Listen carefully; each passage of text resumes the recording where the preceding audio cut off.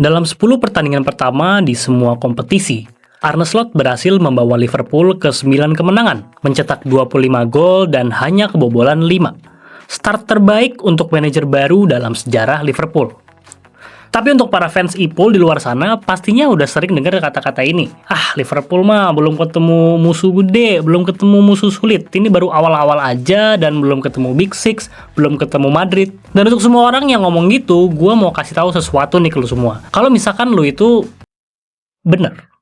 Welcome back to Onside, dan di video hari ini kita bakal diskusi tentang pertandingan Liverpool lawan Chelsea. Nah, sebelum masuk ke videonya, tahu nggak sih kalau misalkan lebih dari 90% dari kalian yang nonton video ini itu belum subscribe ke channel gue. Dan goal gue sampai di akhir tahun 2024 adalah untuk dapetin 5.000 subscriber. Jadi kalau misalkan lo suka sama kontennya, terus pengen gue untuk terus keluarin video-video baru, jangan lupa untuk pencet tombol merah itu.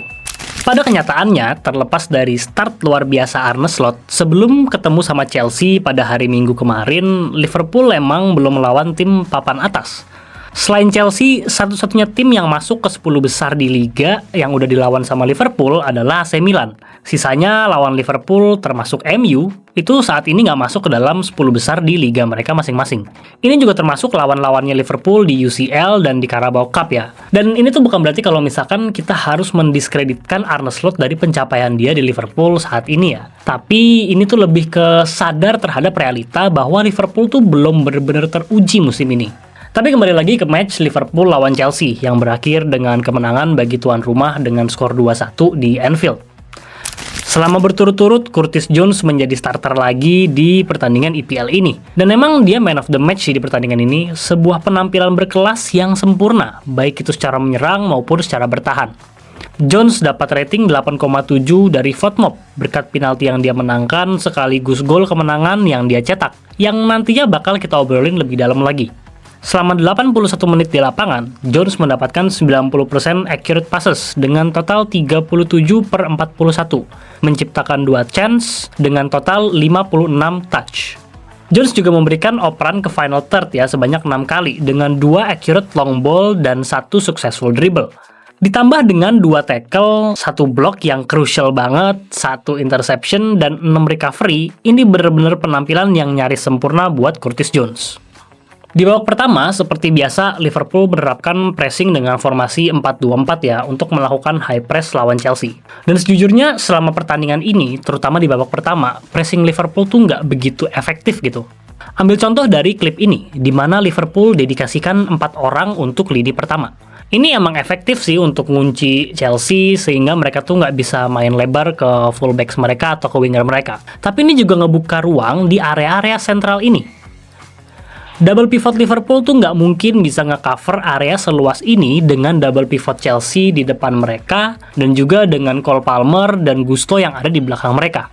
Ini tuh banyak banget nimbulin masalah bagi Liverpool di babak pertama.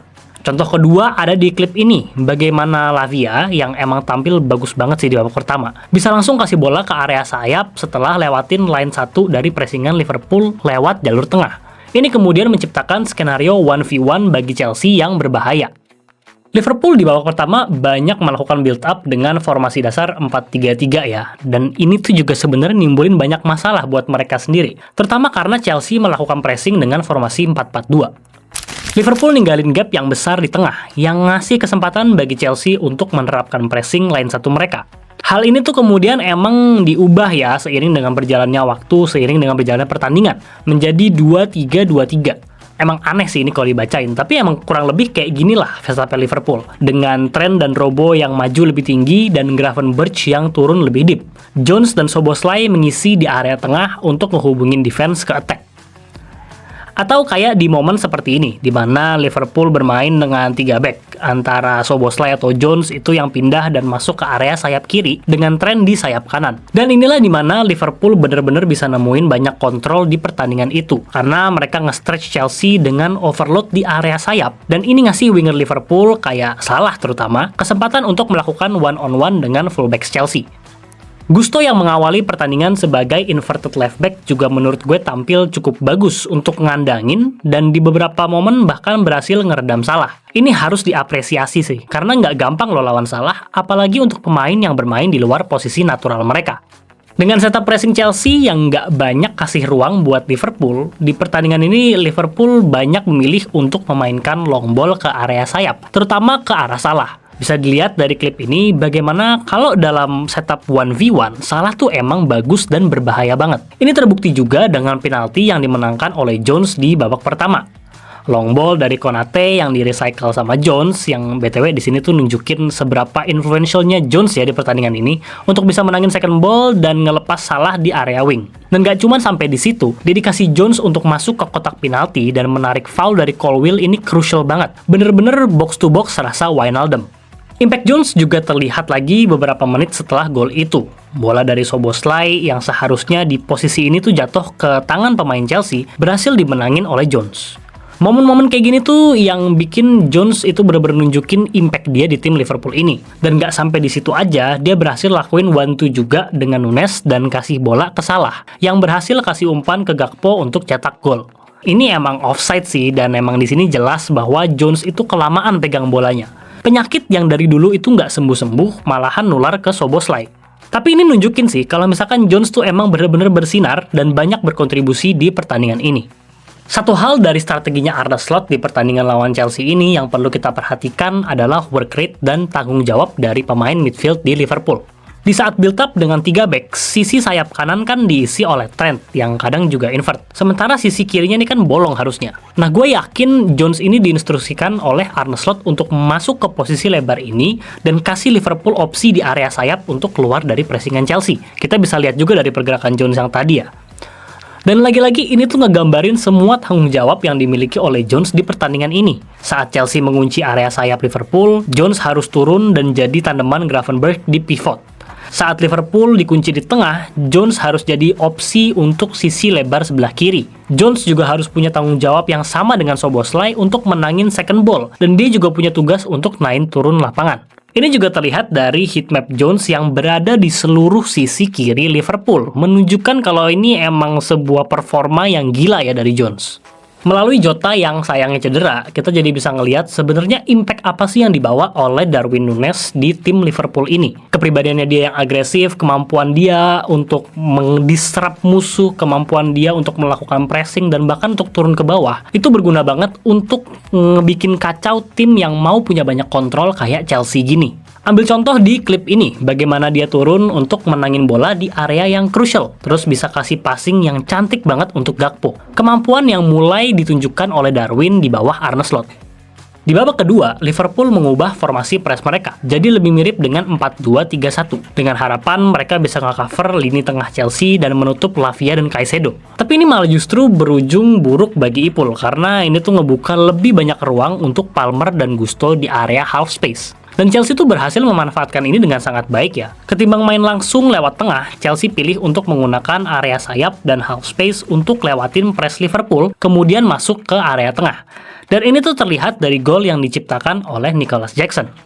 Harus diakuin kalau misalkan Liverpool bereaksi dengan sangat baik saat Chelsea mengembalikan kedudukan menjadi seri. Satu hal yang dilakukan dengan sangat baik oleh Chelsea selama pertandingan ini adalah menerapkan offside trap. Tapi kan kita tahu ya bagaimana offside trap ini tuh juga sebenarnya berbahaya. Itu bahkan bisa kita lihat di pertandingan ini saat Nicholas Jackson cetak gol. Dan karena inilah Chelsea juga sempat blunder di pertandingan ini karena mencoba untuk menerapkan offside trap. Di sini, dua center back Chelsea udah siap untuk masukin Núñez ke area offside. Sementara Szoboszlai yang melakukan overlap udah berhasil di-cover oleh Lavia di sini. Nah, di sini tuh harusnya ada orang yang melakukan marking terhadap Jones. Dan di sini itu harusnya Caicedo. Karena ini bukan tugas James juga ya, karena kita bisa lihat di sisi sayapnya itu ada Gakpo di sana. Dan umpan dari Salah ini juga cantik banget. Semakin memperkuat argumen bahwa Salah menjadi kreator yang lebih baik di bawah Arne Slot. Dan gue juga nggak mau mendiskreditkan pergerakan, composure, dan finishing dari Jones ya, yang menurut gue bagus banget di sini. Tapi menurut gue reaksinya Sanchez di sini tuh jelek. Harusnya saat bola masuk dari Salah dan dia lihat bahwa ada Jones, Sanchez tuh nggak boleh diem aja di gawang. Dan bahkan kasih waktu bagi Jones untuk sempet ambil touch dulu. Harusnya di sini Sanchez tuh lebih agresif, maju langsung ke arah Jones dan menutup kesempatan Jones. Defense Chelsea bisa dibilang tertidur saat mereka kasih gol ini ke Liverpool. Pertandingan itu sebenarnya cukup seimbang ya. Chelsea unggul sedikit dari segi possession, XG juga cukup menggambarkan skor akhir, dan kedua tim tuh sama-sama punya kesempatan menyerang yang baik. Dari segi momentum, Chelsea ini emang kelihatan lebih dominan, terutama di pertengahan babak pertama dan babak kedua. Lavia tampil cukup baik di babak pertama, Caicedo juga bermain dengan baik di pertandingan ini. Menurut gue kehadiran Malo Gusto sebagai inverted left back bagi Chelsea ini menyebabkan berbagai masalah buat Liverpool. Dan dia juga bisa dibilang cukup baik ketika menghadapin Mohamed Salah dalam skenario 1v1. Sementara itu untuk Liverpool, Curtis Jones pastinya tampil dengan sangat baik. Salah juga tetap menunjukin kelasnya dengan 1 gol dan 1 assist. Dan menurut gue sebenarnya Nunes tampil dengan sangat baik di pertandingan ini. Dia bikin pressingan Liverpool itu lebih bisa untuk nge-contain build-up-nya Chelsea gitu. Satu pemain yang mungkin nggak begitu banyak bersinar, nggak begitu banyak berkontribusi di match ini adalah Cole Palmer. Dan ini tuh karena strategi yang diterapkan oleh Arne Slot untuk melakukan man marking di half space itu. Dan ini tuh bikin half space bagian kanannya Chelsea yang diisi oleh Palmer, terus di sayap kanannya ada Madueke, itu jadi kebanyakan tuh buntu. Dan siapa pemain yang membuat strategi ini berhasil? Bapak Curtis Jones. Kita bisa lihat dari klip-klip ini bagaimana dia tuh emang aware banget sama pergerakannya Palmer dan selalu ngejaga Palmer. Ini menurut gue salah satu aspek yang paling krusial di pertandingan ini karena kita tahu seberapa berbahayanya Palmer. Di match ini Palmer cuma dapat 4 touch di kotak penalti musuh, menciptakan 4 shot dan 3 diantaranya itu juga kena blok. Dan Palmer juga hanya berhasil ciptakan 1 chance aja. Jadi lagi-lagi Curtis Jones ini emang bener-bener man of the match di pertandingan ini. Dan itulah pembahasan gue mengenai pertandingan Liverpool lawan Chelsea ya. Cuman sebenarnya di video ini ada beberapa hal lain yang mau gue bahas. Walau emang saat ini Liverpool tuh terus-terusan menang, gue ngerasa Liverpool tuh belum menunjukkan performa terbaiknya mereka gitu. Gue ngerasa masih banyak yang bisa diimprove. Kayak contohnya efektivitas dari pressing mereka. Gue cukup suka dengan format 4-2-4 untuk melakukan pressing. Karena ini membuat Liverpool tuh jadi lebih agresif gitu. Terus bisa nge-contain, jadi back four-nya itu nggak gampang untuk majuin bola. Tapi sekaligus ini tuh juga ngebuka gap di lini tengahnya Liverpool. Yang menurut gue itu harus cepet-cepet di-solve sama Arne Slot. Mungkin bisa pakai semacam strategi yang diterapkan sama Enzo Maresca dulu waktu di Leicester gitu. Bagaimana salah satu center back-nya Leicester ketika melakukan pressing, dia akan masuk ke area midfield. Dan menurut gue di sini Virgil van Dijk akan cocok banget untuk ngemakanin tuh bola-bola lambung dari musuh. Tapi ya itu kan cuma pendapat gue aja. Gue juga ngerasa Liverpool tuh butuh kreativitas yang lebih dari area midfield. Ketika lo punya pemain kayak Szoboszlai dan lo punya McAllister, pastinya lo expect ada output yang lebih besar lah dari bagian midfieldnya Liverpool. Dan nggak bisa ngandalin terus-terusan sisi attack-nya Liverpool. Dan kayak yang udah gue bilang di awal video ini ya, Liverpool tuh sebenarnya belum dapat challenge yang beneran challenge gitu, challenge yang besar sebelum lawan Chelsea ini. Dan bahkan mungkin saat video ini dipublish, Liverpool tuh harusnya udah lawan Leipzig yang saat ini tuh berada di peringkat 2 Bundesliga. Nah setelah lawan Leipzig ini, 8 pertandingan ke depannya Liverpool itu akan bener-bener memberikan kita gambaran kayak sebenarnya Liverpool nih musim ini tuh akan seperti apa sih.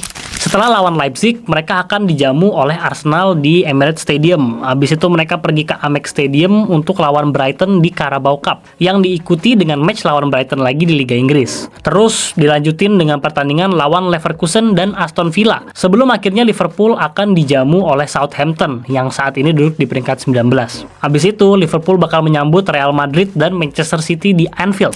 Dari 8 pertandingan itu, selain Southampton ya, semua tim yang akan dilawan oleh Liverpool di periode itu adalah tim yang termasuk dalam top 6 di liga mereka masing-masing. Jadi ya selama 2 bulan ke depan, ini akan benar-benar jadi challenge yang besar banget buat Arne Slot dan untuk Liverpool. Dan barulah setelah sederet pertandingan ini, kita baru akan dapat gambaran sebenarnya Liverpool ini beneran title contender atau enggak. Dan itulah untuk video hari ini. Thank you udah nonton. Jangan lupa like dan subscribe, and see you on the next episode.